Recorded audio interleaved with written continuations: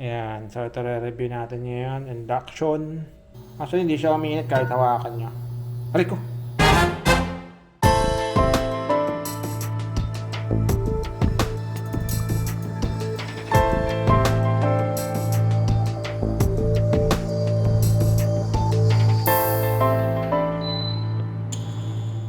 Hi guys, welcome back to Dos Angeles. So, today is Friday. Naghahanap kami ng mga content at mare-review. So, napili namin yung aming La Germania na kalan. Kalan ba tawag dun? Induction. Yes, so we're going to do a mini Induction. review of our La Germania Induction Cooktop. And may tinatapos lang muna kaming work ngayon because it's a Friday and we're ready to go out. Nakabis na kami. But after we do our work, we're gonna do a mini review for you guys. So keep on watching. And welcome back to our channel, guys. This is Dos Angeles and we have another mini review of the La Germania Induction Cooktop. Sobrang init, guys. As you can see, nakatapat na sa akin yung fan. And with that, I just want to thank you guys for supporting and watching our aircon review for Samsung and our ref review as well as our Fika review. Our last video was yung Fika review and maraming nag-request to do another appliance review. So I guess we'll be doing the stovetop review for today. This is the model of our La Germania stovetop. Nabili namin to 2 years ago in Anson's ulit. It was 24,700 pesos. So, nabili namin siya last July 2022. We chose La Germania kasi ito yung nakikita namin in the kitchen growing up. Though gas range naman yon and not an induction top, but we still chose to rely on this brand. Our La Germania unit has 2 hobs where you can cook in at the same time. And the unit also comes with a 1-year product warranty. Next, let me share with you some pros and cons after using this unit for 2 years. Let's start with the pros first. Number 1, the look is very aesthetic. There are no buttons. Everything is touch screen. It looks very clean. That's the one thing that drew my attention to this unit. Second, it is very easy to use. So you just turn on the power and then you adjust the temperature up and down. All the icons are very much straightforward and user-friendly.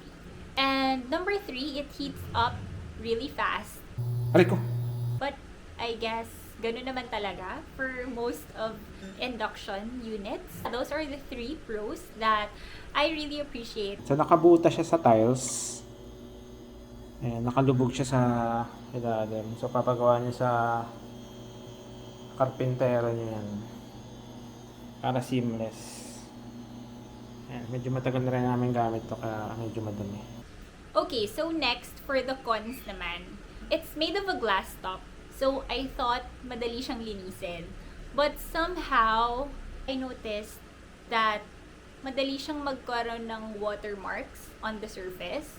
Now, I'm not sure if it's because of our water quality here in Laguna or if it's the surface of the unit.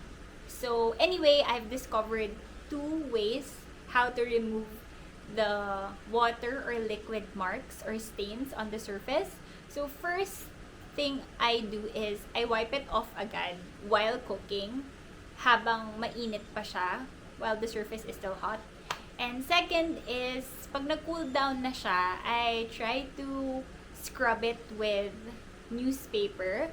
Pero medyo effort na kasi siya if nag-cool down na eh. So, yeah, please comment down below if you guys also experience these water stains or liquid marks on your surface and if normal ba siya. And second thing I noticed is hindi na siya as touch sensitive as when we first got the unit.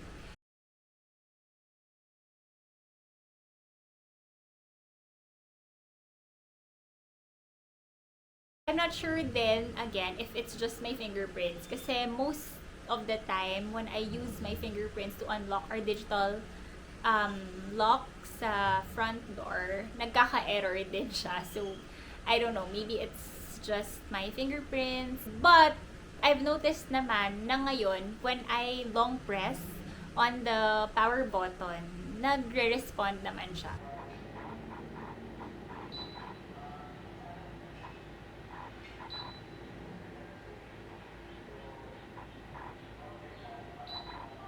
So, I guess, kailangan na siyang ilong press ngayon that we've, had it for 2 years. So, yeah, that is about it for my pros and cons. Very short and straightforward. Now, let's move on. If you guys are interested to know more about the controls. Hindi siya mainit. So, hindi siya magpa-power pag wala yung kalan eh. So, lalagay natin yung kalan. Buksan natin. Yan. Lagyan natin ng 110 degrees. Okay, so each of the two hobs has 7 controls. The left hob has a lock, a timer, minus button for the temp, a start and stop button, plus power temp, and boil. While the right side naman is basically the same. It has a lock, timer, start and stop, minus plus power temp, and fry. So, ang difference lang nila is the left hob has the boil function and the right hob has the fry function. I'll go through them one by one very quickly. Let's start with the lock touch control. This is a safety feature. So, when you have kids and they try to set your house on fire, hindi mag-on yung stove nyo. And then next is the timer touch control naman. This allows you to set the time when you want the cooktop to turn off. So it has a time range of 0 minutes to 23 hours and 59 minutes. So kung may 24 hours kayo na pinapakulo, I guess para di kayo mapuyat, i-timer nyo na lang. There is also this touch control for the start-stop. So actually, this is the on and off button. And then we have the plus and minus controls to adjust the power or the temperature. The lowest temperature pala on the left hob is 60 degrees and the highest is 240 degrees Celsius. So lastly, it also comes with a safety feature. Now, when you lift up your pot and forget to turn off the stove, it will automatically switch to standby mode and automatically switch off after a few seconds. Go automatic kapag walang kalan. And that's it for our mini review, guys. We really have to go now. Let us know what you think in the comments. Thank you so much for watching and we'll see you on our next one. Bye! Bomja. Sabihin mo bomja. Krumika.